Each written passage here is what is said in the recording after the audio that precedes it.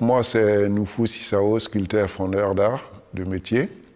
Moi, c'est Moussa Ouattara, voilà, sculpteur fondeur aussi, cofondateur voilà, de la fonderie Art Culture.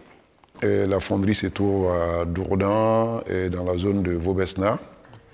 Et nous sommes installés ici depuis 4 ans. À fonderie d'art, nous avons des clients, essentiellement des artistes qui réalisent leurs modèles en terre ou en pierre ou en différentes matières.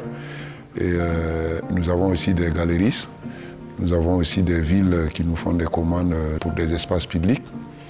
Qu'est-ce que c'est que le métier de fondeur? Le fondeur, il a un œil avec l'artiste, on va dire l'œil qui accompagne l'artiste à réaliser donc, son modèle.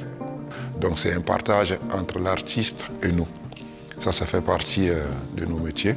Nous-mêmes, nous sommes, moi et mon collègue, sculpteurs. Le fait d'être sculpteur, nous avons une facilité d'avoir aussi une vision sur l'œuvre de ce que l'artiste nous apporte dans la fonderie. Nos clients ils nous ramènent leur sujet, leur sculpture. Ça peut être en bois, en terre, en plâtre. Tout matériau dont on peut faire un moule en élastomère. Parce que le principe, c'est de pouvoir faire une copie. Et pour pouvoir faire cette copie, on est obligé de passer par le moulage élastomère. En général, les artistes nous demandent des réalisations numérotées qui partent de 1 à 12 pièces. Nos artistes, des fois, ils nous demandent aussi, ils nous ramènent où il n'y a pas de modèle, il faut créer un modèle. Ou ça sera vraiment à travers un dessin, une image. Voilà. On va essayer de créer un dessin numérique, faire un fichier 3D. Et avec cette fichier 3D, on fera reproduire la pièce. Aujourd'hui, on a des partenaires qui font ça. Une fois qu'on a la pièce, ben, voilà, on va venir avec ou de la plastiline ou de l'argile, essayer de faire notre plan de coupe. Le moule, il peut être en 2 parties, en 3 parties, selon la complexité. L'élasto, on peut mettre jusqu'à 2-3 mm, jusqu'à 1 cm d'épaisseur selon la taille des pièces. Une première épaisseur, une deuxième, voire 3e, ça dépend vraiment du volume de la pièce. Et une fois qu'on a fini de faire ça, c'est vraiment un matériau qui est assez souple. Cette partie, elle est terminée par une chape en plâtre. Et après, on retourne la chape, on refait la même chose de l'autre côté. Et donc, ça fait des moules à 2 pièces. On viendra avec de la cire chaude, badigeonnée dans toute l'empreinte. Travailler la cire demande une complexité de finition. Et pour la cire, il va badigeonner la cire donc sur le moule en élastomère pour prendre l'empreinte du modèle. Mais on utilise en majorité de la cire d'abeille naturelle. La cire d'abeille naturelle, il y a des apiculteurs à gauche, à droite, dans la région parisienne ou même des amis qui sont apiculteurs, qui nous apportent de la cire, donc il y a une bonne confiance. Et une fois que la cire est badigeonnée, il fait plusieurs couches de cire. Pour la couche d'impression, nous on part vraiment sur de la cire noire au niveau visuel, ça reflète beaucoup de lumière, donc on voit assez pour faire tous les détails. Voilà. Et une fois qu'on a mis notre couche d'impression avec la cire noire, le reste, ça peut être de la cire jaune, la cire d'abeille, comme on peut aller sur de la cire synthétique, qui est de la cire rouge ou bleue. Ça dépend. À l'intérieur, on ne voit plus grand-chose. Et selon les modèles, il va faire un noyau ou pas. Le noyau permet d'avoir un bronze creux. De ce tirage terminé, il va faire ce qu'on appelle la retouche, la jointure des parties de cire. Il va faire la retouche à ce que l'artiste arrive à avoir son modèle bien fini comme l'original qui a été apporté en haute matière plâtre, pierre ou bois. Et ensuite, il invite l'artiste. En général, l'artiste, s'il voit que le modèle est retouché, il n'y a pas grand-chose à faire, ben, il fait que sa signature. Si jamais l'artiste il a envie de faire d'autres détails de finition sur son modèle, il a le droit, il fait ses retouches. Mais par contre, il ne peut pas changer la pièce parce que c'est à partir d'un moule que nous avons réalisé. Donc si c'est numéroté, il faut que la pièce reste de la même forme, sinon ce n'est plus une pièce originale. Donc une fois que l'artiste a validé la cire, l'artiste il signe. Donc, on va mettre le poinçon de la fonderie, qui est le cachet de la fonderie. Et la troisième partie du travail de Moussa consiste à alimenter l'œuvre pour que ça puisse passer au moulage, au deuxième moulage. On a parlé du premier qui est l'élastomère, du tirage cire. Avant que ça passe au moulage, Moussa il monte les alimentations. L'alimentation consiste vraiment à ramener des filaments, des canaux, disons, qui sont aussi en cire, qui vont nous permettre vraiment d'acheminer le métal pour remplir la pièce. Il faut faire rentrer le métal et aussi faire échapper les gaz. Donc il y a les alimentations et il y a ce qu'on appelle aussi les évents. C'est une expérience qui demande au moins une bonne dizaine d'années d'expérience pour pouvoir alimenter une bonne pièce. Donc l'alimentation est primordiale pour la réussite de la pièce. Nous, on fait ce qu'on appelle couler par remontée. C'est-à-dire qu'on va mettre les alimentations de la sorte que le bronze ne descend pas directement sur la pièce. C'est-à-dire que le métal il va descendre jusqu'à la base et en remontant, ben, ça permet aussi de faire échapper les gaz. Voilà. Et les impuretés aussi, ils viennent plus en surface. Quand on rajoute toutes les alimentations, ils sont réunis tout en haut par l'endroit qu'on appelle le pot de coulée. C'est par cet endroit-là que le métal il va rentrer. Et évidemment, on va mettre une tige qui s'appelle un tire-cire. Tire-cire, c'est-à-dire quand on va poser la pièce en plâtre dans le four, on va le chauffer, ça va se vider par le tire-cire. D'où le nom même de la technique fonte à la cire perdue. En fait, c'est le moule qui perd la cire. Le tire-cire, avant de couler, ça, bien évidemment, il faut la première des choses à faire, une fois qu'on sort le moule du four de cuisson, rapidement, il faut réfléchir à boucher les tire-cire. Une fois que l'alimentation est terminée, la pièce peut passer au moulage. L'étape moulage, on a 3 types de moulage. Voilà, que nous on fait à la fonderie ici, ou c'est moule carapace. Moule carapace, c'est-à-dire des moules avec des systèmes de cuisson avec du céramique qui permet de faire des cuissons de haute température pour des précisions de petites pièces. Ça, c'est la première du savoir-faire de la maison, le moule carapace. Où on part sur des cylindres. C'est-à-dire que voilà, la pièce en cire est terminée, on va juste poser. On a des cylindres, on a des plâtres spéciaux. C'est le moule de poté qui est connu traditionnellement dans les fonderies. Nous n'avons rien inventé autour de ça. Les moules de poté, c'est du plâtre et puis de la chamotte qui est mélangé pour faire le moulage. Les moules de poté se pratiquent avec soit un pistolet pour mettre une première couche d'impression sur la cire.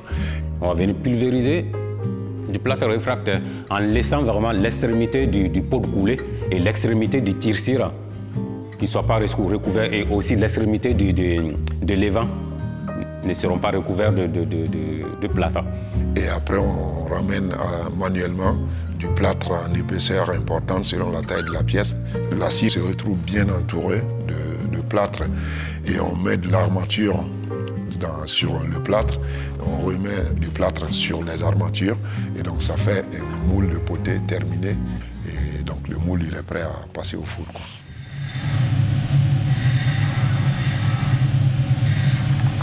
Nous avons un four qui fonctionne au gaz, qui est énorme. C'est un four qui fait 2 mètres de haut et puis 2 mètres de profondeur. C'est quand même un grand four, donc il faut 3 semaines pour pouvoir la remplir, entre 2 et 3 semaines. Avec déjà la taille de notre four qui nous donne une capacité quand même de faire des pièces de grande taille, nous a donné une autorité aussi de pouvoir avoir certains confrères fonderies qui nous demandent de la sous-traitance. On est en capacité effectivement de faire ça. Et dans cette four de cuisson, on va commencer à une température basse, sachant que la cire vraiment fond à une température assez basse. Nous, on commence notre cuisson à 350, à 400, selon vraiment le volume, jusqu'à 450. Et cette température va nous permettre petit à petit de faire fondre la cire en un premier temps. Et le lendemain, ou quelques heures, on va dire quelques heures après, on augmente la température. Et cette augmentation va faire vraiment que toute l'humidité qui est dans le plâtre s'en aille et la cire sera carbonisée. Nos expériences à tous les deux nous permettent de contrôler bien notre cuisson. Et au bout des 3-4 jours, le four, on l'arrête, on laisse baisser la température. En ce moment, on a une pièce vraiment qui est prête pour la couler. Ça veut dire que le moule, il est prêt à recevoir le bronze. On a un four qui a une capacité de 350 kg. Et le métal qu'on a, c'est du métal en lingot qu'on achète déjà commandé, des métals titrés de fonderie d'art. Le métal arrive vraiment à la bonne température en fusion au bout de 2h30, 3h. La coulée, c'est le moment magique. Pour nous, c'est notre naissance, la naissance du petit bébé qu'on a tous les jours.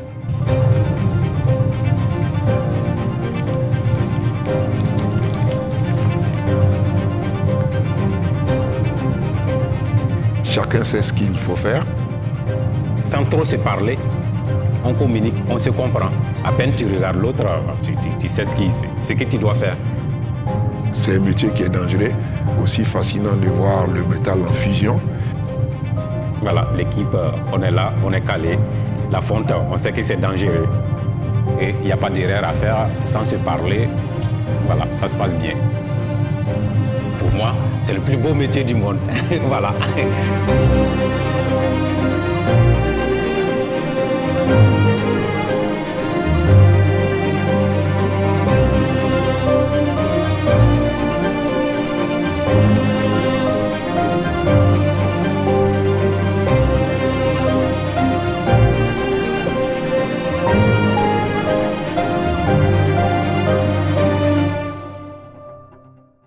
La fonderie a été toujours mon activité et aussi sculpteur. Donc des expositions de mon propre travail. Quand on a fait le repérage des créations d'entreprises déjà, on a souhaité être dans les zones côté sud.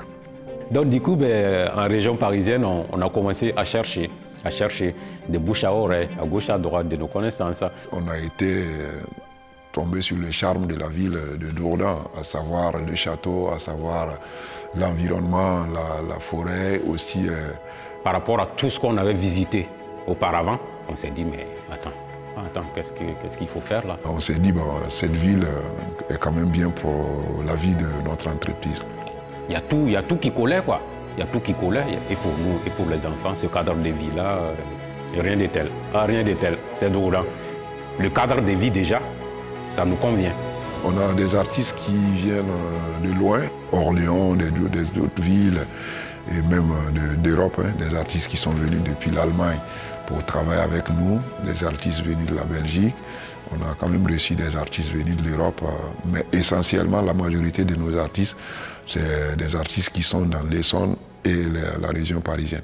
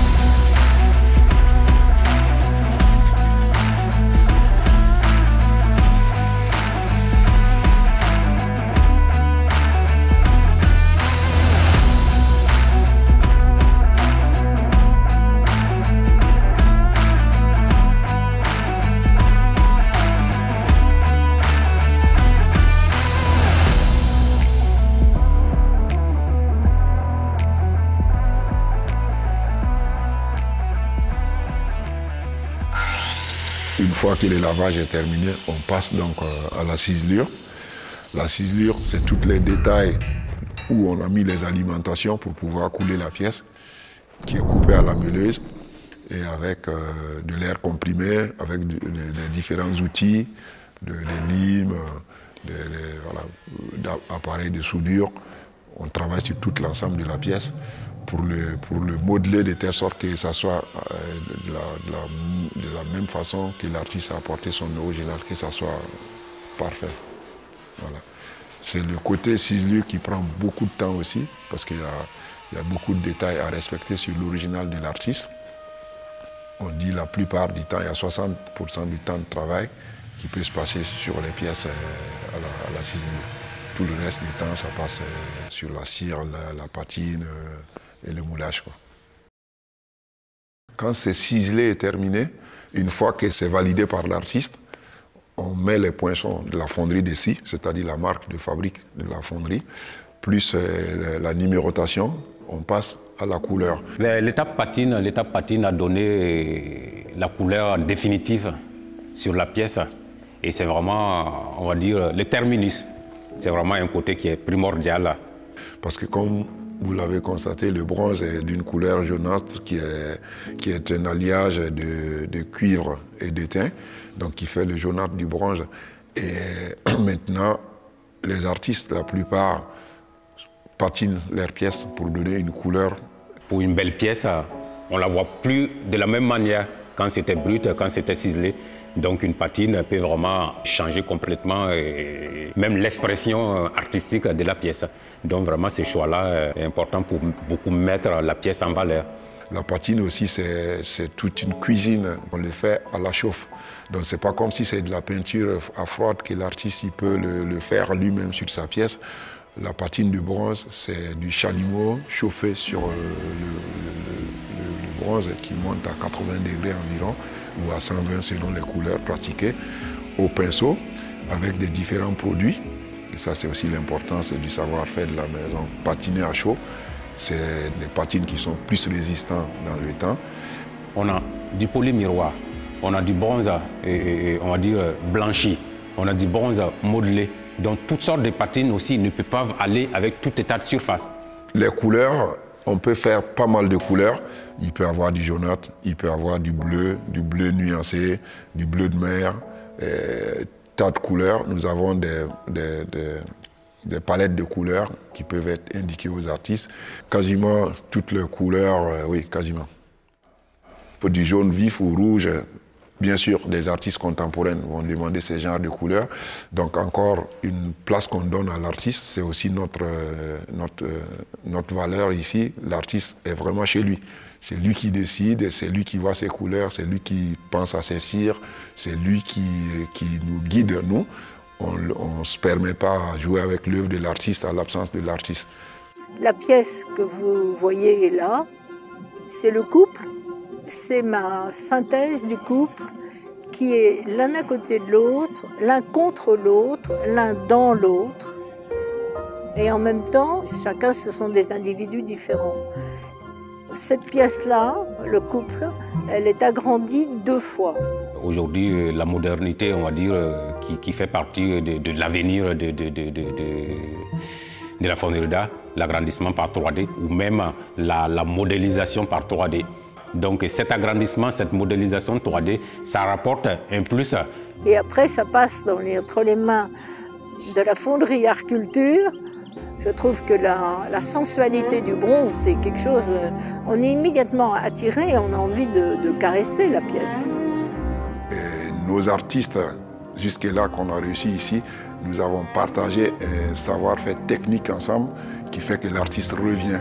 Il a son talent personnel et sa sensibilité, donc je le laisse faire. J'ai été assez passionné depuis le bas âge par le feu qui brûle, le feu et la flamme. J'ai eu la chance d'être dans le milieu du spectacle, du théâtre, du cinéma, et qui m'ont permis encore de prendre une direction qui va dans le côté du sens artistique. Et au fur et à mesure, à mes 19-20 ans, j'ai pris le choix d'être fondeur d'art. Moi, la chance, ça a été vraiment de côtoyer déjà depuis tout petit, voilà, une fonderie d'art. Je suis tombé dedans, voilà. C'est comme ça que j'ai appris le métier. Tout le monde peut devenir fondeur, juste avoir l'amour de ce métier-là. Alors maintenant, pour être fondeur, qui est nos démarches aussi pour nous, une ouverture énorme de notre atelier, on reçoit facilement du monde qui vient nous voir et on les explique, on donne une envie à toute personne qui souhaite être dans la découverte. Il faut plusieurs années pour être fondeur. On invite tout le monde, les gens qui sont là, à qui ça intéresse vraiment de faire un tour, de venir visiter la fonderie. On a souvent animé des stages, des découvertes de notre métier. Et lorsqu'on a créé l'entreprise Fonderie Agriculture, on a aussi gardé ce côté de lien d'apprentissage et de découverte. Donc une fois en moyenne dans l'année, on fait partager nos passions avec des stagiaires qui s'inscrivent pour voir un peu le métier. Il faut accepter voilà, de donner physiquement le mieux de soi-même. C'est un métier vraiment qui demande beaucoup d'endurance. C'est un métier qui est assez fatigant et très difficile. On s'est dit, waouh, tout ce truc-là, tout ce qui s'est passé derrière, on a oublié. Voilà, on repart encore. On repart encore à la recherche de cette challenge. Voilà, il y aura toujours des obstacles. Mais bon, on cherche toujours à s'améliorer. D'une pièce à une autre, ça ne se travaille pas de la même manière. Le bronze, il reste à vie. S'il n'est pas fondu ou vandalisé, coupé en morceaux, un bronze reste à vie. C'est pour ça aussi que ça finit chez des particuliers, ça peut finir à la place publique, comme ça peut finir dans des galeries. Tout être humain a une envie ou plus de chances à laisser des traces.